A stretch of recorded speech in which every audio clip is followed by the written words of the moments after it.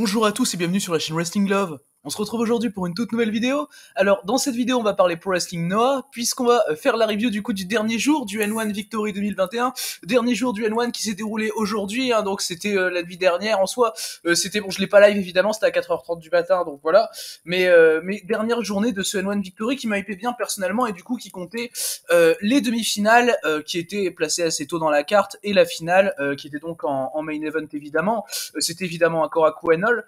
Et ouais, le show personnellement m'a hypé bien parce que bon, finalement, si j'aime pas du tout le booking Noah cette année, je trouve la N1 Victory pour l'instant vraiment sympathique à voir. Bon, à part certains matchs avec Keiji Muto notamment ou Kendo Kashin, je trouve la N1 Victory assez sympathique à voir, et c'est pour moi un tremplin pour que Noah se rattrape vraiment dans son booking pour au mieux commencer l'année 2022, parce que je pense vraiment que 2021 finalement pour Noah c'était plus une année de transition qu'autre chose, ce qui fait que le booking était pas forcément bon, hein, on va pas se mentir. Voilà, Nozawa Rongai a fait pas mal d'erreurs de booking, mais du coup ouais, ce show final du N1 Victory m'a hypé bien. Du coup on va commencer à rentrer dans le vif du sujet. Donc en opener, nous avions un 6-man tag team match avec d'un côté Taiki Inaba, Kotaro Suzuki et Masaki Tamiya, et de l'autre côté Akidoshi Saito, Manabu Soya et le GOAT Kendo Kashin. Enfin, le deuxième GOAT, parce que Keiji Muto, quand même, qui viendra un peu plus tard dans la carte. Le match a duré environ 11 minutes, victoire de Akitoshi Saito, Kendo Kashin et Manabu Soya. Le match, personnellement, j'ai trouvé plutôt sympa à voir. C'était vraiment un bon opener, finalement. Et bon, à part quelques séquences avec Kendo Kashin, mais mine de rien, Kendo Kashin n'est pas trop apparu dans le match, qui a rendu le match quand même plutôt bon. Bon, c'est lui qui a évidemment descendu un peu le niveau quand il était là, mais c'était plutôt bon. Il y a quelques bons échanges, je trouve, avec Manabu Soya et Daiki Inaba notamment. D'ailleurs, c'est l'échange qui va clôturer le match, hein, avec Manabu Soya qui remporte le match avec une grosse lariat, hein, sur Daiki Inaba, qui était bien impactante et bien celle d'ailleurs par Daiki Inaba. Et ouais, dans son ensemble, voilà, c'est typiquement c'est un opener assez typique, un six-man où t'as de bons échanges, d'autres moins bons, mais voilà. Dans l'absolu, je trouve que personnellement ça fait le taf pour ouvrir le show, et victoire du coup de Saito, Kashin et Soya. D'ailleurs, j'étais plutôt content de voir Manabu Soya gagner, parce que Soya il avait eu quelques petites victoires intéressantes avant le N1 Victory, même si bon, il a échoué à remporter les titres tag. Et pendant le N1, il tape 3 défaites, donc finalement, j'ai trouvé ça bien de lui donner une victoire là, même si bon, ça reste qu'un opener, voilà, je trouve ça quand même bien. Et du coup, j'ai mis 3,25. On va du coup pouvoir passer maintenant au deuxième match du show. Alors, le deuxième match du show, c'était du coup la première demi-finale de ce N1 Victory. C'était Keno, donc vainqueur du bloc B, hein, de ce N1 Victory, qui affrontait Kaito Kiyomiya, vainqueur du bloc A. Le match a duré un peu plus de 15 minutes, victoire de Keno, qui m'a personnellement pas spécialement surpris, parce que avec les deux demi-finales qu'on avait, vu la configuration des deux demi, personnellement, je voyais un Keno Nakajima en finale. Bon, on verra si ça s'est produit ou pas, mais je voyais personnellement Akilo Nakajima, parce que finalement ils vont pas refaire la même affiche que l'année dernière, donc c'est-à-dire Nakajima Kiyomiya qui était également en finale en 2020. Ils vont pas mettre Funaki en finale, ça me paraît assez improbable. Donc du coup pas de Kiyomiya Funaki non plus, donc il reste plus que Keno Nakajima comme option possible, puisque du coup pas de Keno Funaki non plus. Donc voilà, moi personnellement c'était mon pronostic, et du coup Keno remporte cette demi-finale. Le match personnellement j'ai trouvé vraiment très bon. J'ai mis 3,75, c'est mon deuxième match préféré du show. Déjà t'as Kiyomiya qui attaque directement Keno, il lui fait un crossbody direct. Enfin, Kiyomiya il y va, hein. Franchement, il perd pas de temps, ce que j'ai trouvé personnellement très bien, parce qu'il sort quand même d'un time limit draw contre Keiji Muto. Du coup le mec se dit ouais, je dois me dépêcher, enfin voilà quoi, ça me paraît plutôt logique quand tu sors d'un draw il sort d'un draw, que ce soit contre Muto ou quelqu'un d'autre, hein, d'ailleurs il sort d'un draw contre Muto, et du coup derrière pour la demi-finale il se dit bon, j'y vais à fond. Et moi j'ai trouvé ça très bien de sa part, un très bon comportement, une très bonne fougue, hein, dans le catch de Kaito Kiyomiya, qui va avoir une domination assez intéressante, quelques bonnes souplexes. Keno va avoir des bons retours, bon, même si évidemment il va se faire dominer pendant la plupart du match, ce qui m'a personnellement un peu surpris par rapport au style de catch habituel des deux, hein. Keno c'est plus, il domine plus dans ses matchs, et Kiyomiya c'est quelqu'un qui a l'habitude dans ses matchs d'être l'underdog, très dominé, qui va avoir des retours, et là c'était un peu le contraire, ce qui finalement va bien avec le nouveau entre guillemets Kaito Kiyomiya qu'on a depuis le début de ce N1 Victory. Et finalement, t'as du bon storytelling entre Keno et Kaito, évidemment, Keno qui respecte Kaito, enfin voilà, t'as toute cette histoire autour de Keno et Kaito qui ressort bien, je trouve. Après bon voilà, le match est pas fantastique non plus, mais ça fait très très bien le taf pour une demi-finale, et même je trouve que ça en fait déjà beaucoup pour une demi-finale, donc moi personnellement je trouve ça bien. Victoire de Keno, donc personnellement qui m'a pas surpris, mais vu la configuration du match, qui m'a un peu laissé sur ma faim, parce que finalement Keno remporte le match par roll-up, ce qui en soi un peu logique hein, quand même parce qu'il se fait dominer pendant la plupart du match par Kaito et à part ça je suis pas spécialement fan du roll-up pour terminer cette demi-finale. Après c'est peut-être propice à une autre affiche dans pas longtemps entre Kenoh et Kaito donc je me dis pourquoi pas. Du coup voilà donc pour cette première demi-finale donc remportée par Kenoh. On va maintenant pouvoir passer à la deuxième demi-finale du N1 Victory. Alors c'était Katsuhiko Nakajima donc vainqueur du bloc C qui affrontait Masakatsu Funaki vainqueur du bloc D. Le match dure un peu plus de 8 minutes donc là la moitié du temps, hein, beaucoup plus court que le Kenoh Kiyomiya. Victoire de Katsuhiko Nakajima, donc assez logique. Donc voilà la finale Kenoh Nakajima comme je pensais hein, personnellement, vu la configuration des demi. Du coup le Nakajima contre Funaki, personnellement j'ai trouvé très bon, c'était 8 minutes qui étaient toujours très intéressantes. Y a pas une masse de storytelling, mais il y a vraiment des strikes qui sont très impactants. Voilà, ça fait très très bien le taf. Funaki pour son âge, je trouve qu'il donne encore bien. Hein, franchement, il a 52 ans, hein, Masakatsu Funaki, et le mec fait encore des très bons matchs, hein, que ce soit chez Noah ou même chez Real Japan Pro Wrestling d'ailleurs, qui est une petite fed hein, qui sort sur Nico Pro. Et franchement voilà des gros kicks de la part des deux catcheurs. Nakajima va évidemment être un peu plus impactant, mais Funaki se laisse vraiment pas faire. Nakajima remporte le match avec son vertical spike. Donc voilà, personnellement ça j'ai vraiment bien aimé le finish du match. C'est en gros Nakajima qui fume Funaki à la fin quoi, et j'ai trouvé ça plutôt bien personnellement. Tu vois de la détermination dans le catch de Nakajima, c'est très bien, de la hargne, de l'agressivité, c'est tout ce que je demande. Et ouais le match fait très très bien son taf. Bon il y a rien d'incroyable évidemment, mais franchement c'est une très bonne demi-finale voilà pour aller dans la carte. Et du coup personnellement j'ai mis la note de 3,5. Du coup la finale sera donc en main event hein, Kenoh contre Katsuhiko Nakajima. Du coup voilà donc pour ce match on va pouvoir désormais passer au quatrième match du show. Alors le quatrième match du show c'était un singles match qui m'a hypé bien hein, personnellement, c'était Atsushi Kotoge donc ancien champion junior hein, de Noah et également évidemment actuel champion junior heavyweight tag. Il affrontait du coup Eita qui est de Dragon Gate évidemment. Le match a duré un peu moins de 10 minutes, victoire d'Eita qui me surprend pas outre mesure. Le match personnellement j'ai trouvé assez bon hein, j'ai mis 3,25 mais j'en attendais plus d'un match entre Eita et Kotoge. Eita qui est un de mes catcheurs préférés, un des meilleurs catcheurs au monde hein, je trouve, contre Atsushi Kotoge qui est un super catcheur, un des meilleurs éléments de la division junior de Pro Wrestling Noah. Donc finalement j'attendais quand même plus. Bon c'est surtout là pour setup probablement un match pour le championnat junior heavyweight tag que Kotoge détient actuellement avec Hajime Ohara. Du coup je pense qu'on partira sur un Eita et par exemple Kotaro Suzuki hein, de Los Perros del Mal de Japón contre Ohara et Kotoge, c'est ce que je pense personnellement. Alors voilà le match reste bon hein, on a évidemment des bons échanges, de l'action bien fluide hein, et d'ailleurs le finish j'ai trouvé très très bien personnellement. Je sais pas comment appeler le move avec lequel avec lequel Eita finit ses matchs, je vais y arriver, avec lequel Eita finit ce match, mais franchement j'ai trouvé très bien exécuté et surtout assez bien amené finalement, il est pas balancé de manière random comme ça, et non ouais moi j'ai trouvé ça bien personnellement. Donc voilà 3,25 mais je reste évidemment un peu sur ma faim parce que c'est Eita, c'est Kotoge, donc voilà je me dis toujours qu'il y a plus qui est possible, mais après je pense que ça se réglera dans le match de championnat GHC Junior Heavyweight Tag qui a pas encore été annoncé à ma connaissance. Après peut-être que ce sera même pas Kotaro Suzuki qui fera équipe avec Eita hein, pour challenger, ce sera peut-être Yohei, ce sera peut-être, bon je le souhaite pas, mais ce sera peut-être Nozawa Rongai. Donc bon voilà, ça c'est ton jamais. Du coup voilà donc par rapport à ce match du coup remporté assez logiquement par Eita, on va désormais pouvoir passer du coup au prochain match de la carte. Alors le prochain match de la carte c'était un match junior heavyweight tag avec d'un côté Hayata et Yoshinari Ogawa, donc Stinger, qui affrontait Daisuke Harada et Junta Miyawaki.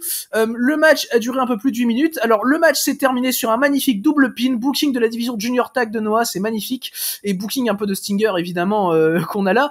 Le double pin se fait me semble entre Daisuke Harada et Hayata, donc ce qui justifie ce qui va se passer après le match, mais même à ça bon c'est toujours déjà vraiment compliqué à mon sens. Et le match en lui-même est pas mauvais en soi, mais tu retrouves vraiment les symptômes du booking de la division junior de Noah.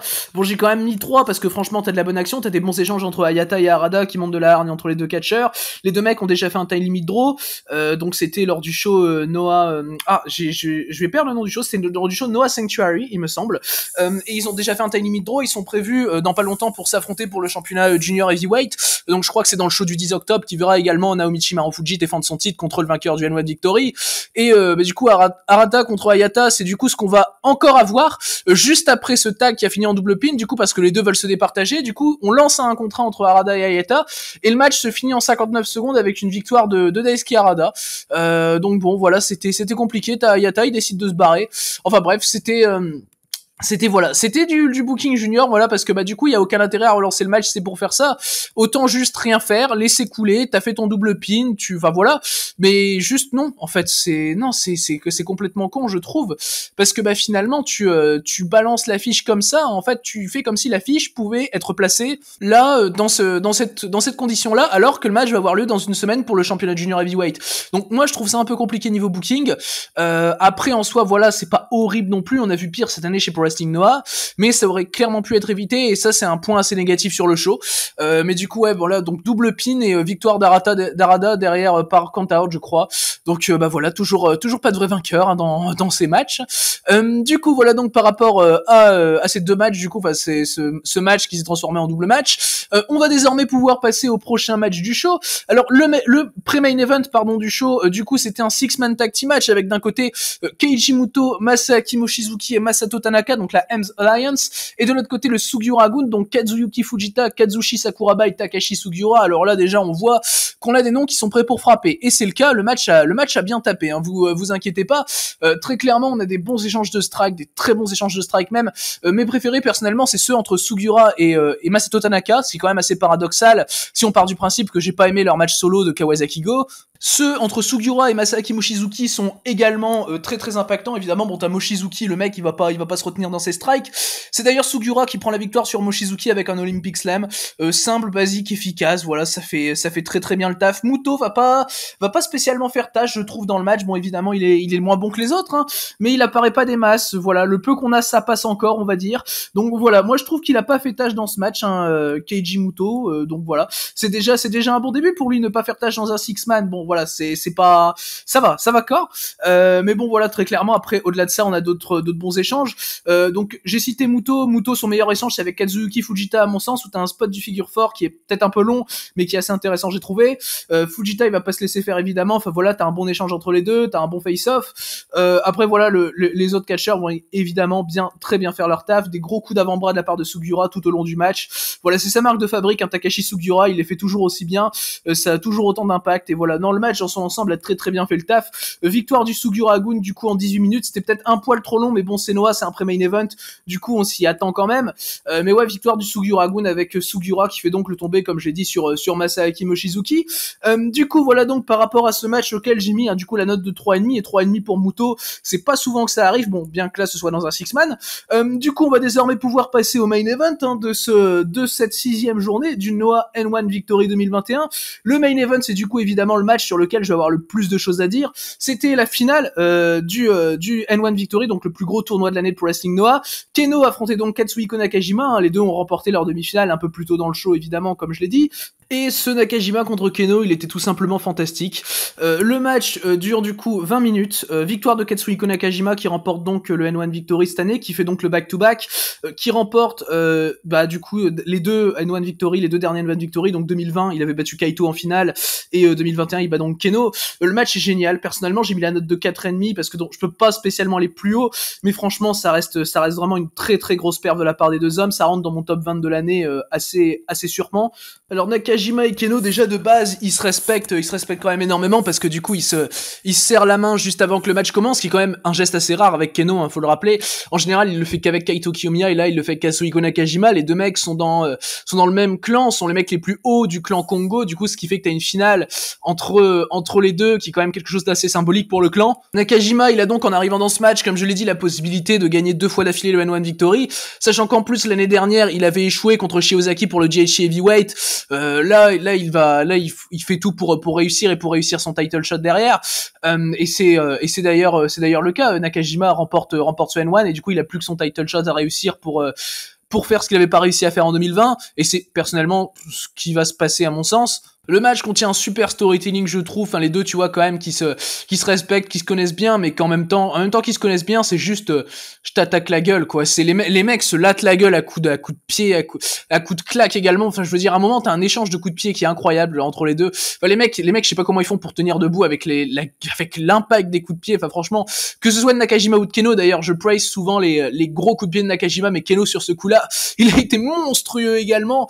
Keno, le mec lui pète les poumons. enfin c'est quelque chose d'assez taré, et les mecs ils vont pendant les 20 minutes, hein, les mecs ils s'arrêtent pas, et ne cessent finalement d'ajouter encore du storytelling au match, et c'est personnellement ça qui me plaît énormément, parce que bah finalement dans ce genre de match, avec l'enjeu qu'a ce match, s'il y a trop peu de storytelling, personnellement ça va me saouler, peu importe finalement le style in-ring du match ou quoi que ce soit, peu importe l'équipe qu'on va avoir, ça va me saouler s'il y a trop peu de contenu. Là le contenu il était clairement présent, et puis les mecs se sont pété la gueule quoi. Je veux dire, à un moment pendant l'échange de kicks, enfin les mecs s'envoient des kicks dans le torse qui sont vraiment hyper violents, et d'un seul coup Takeno il en a marre, le mec fout une énorme patate à Nakajima, et Nakajima il tombe au sol. Enfin je veux dire, le truc j'ai fait ah ouais d'accord, ah ouais ok, Keno ça rigole vraiment pas. Et puis derrière t'as un échange de claques entre les deux qui est également monstrueux, cette fois je crois que c'est Nakajima qui le remporte, cet échange de claques, enfin peu importe qui le remporte, il était monstrueux de toute façon. J'ai adoré également quand Keno va essayer de chercher un peu la petite bête à Nakajima, à limiter un peu par exemple en faisant sa pause entre les cordes, enfin tout ça. Moi personnellement ce genre de mind games j'ai bien aimé de la part de Keno. Nakajima a pas été spécialement déstabilisé. Finalement la seule chose qui m'a un peu dérangé dans le contenu du match, c'est que Keno kick out du vertical spike, parce que bah finalement le vertical spike en soi, déjà c'est un finish dont tu te dégages pas vraiment que dans des grosses occasions, donc je sais que c'est la finale du N1, et à la limite de base dans la finale du N1 moi ça pourrait passer un kick out de finish comme ça, mais c'est juste la manière dont c'est fait, où finalement le vertical spike je trouve un peu trop random quoi. Takeno qui le contre la première fois comme si c'était un peu vital de le contrer, et au final bah on se rend compte que c'est pas spécialement vital parce qu'il s'en dégage quoi.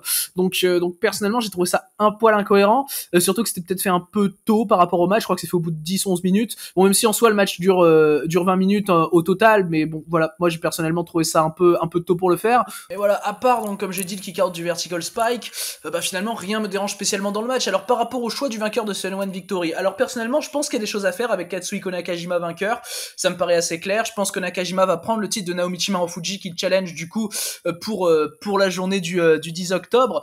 Ce sera Osaka d'ailleurs il me semble, j'ai vu passer ça sur Twitter en tout cas, et Marufuji Nakajima ça va être un grand match, en tout cas à mon sens, et finalement ça se rapproche un peu d'un Shiozaki Nakajima qu'on a eu l'année dernière. Bon, on aura évidemment pas la même qualité, enfin après sait-on jamais, mais bon je préfère pas me dire qu'on aura la même qualité qu'un des meilleurs matchs ever, ça me paraît assez logique, mais ouais, donc voilà, grosse hype pour le Marufuji Nakajima. Après je sais pas si c'était la meilleure personne à faire gagner Katsuhiko Nakajima, parce que bah au final bon c'est mieux que Funaki évidemment, parce que bon Funaki gagne le N1 personnellement ça m'aurait pas plu du tout, mais pour moi Keno et Kaito Kiyomiya sont les deux qui avaient le plus besoin de ce N1 Victory compte tenu de leur booking cette année.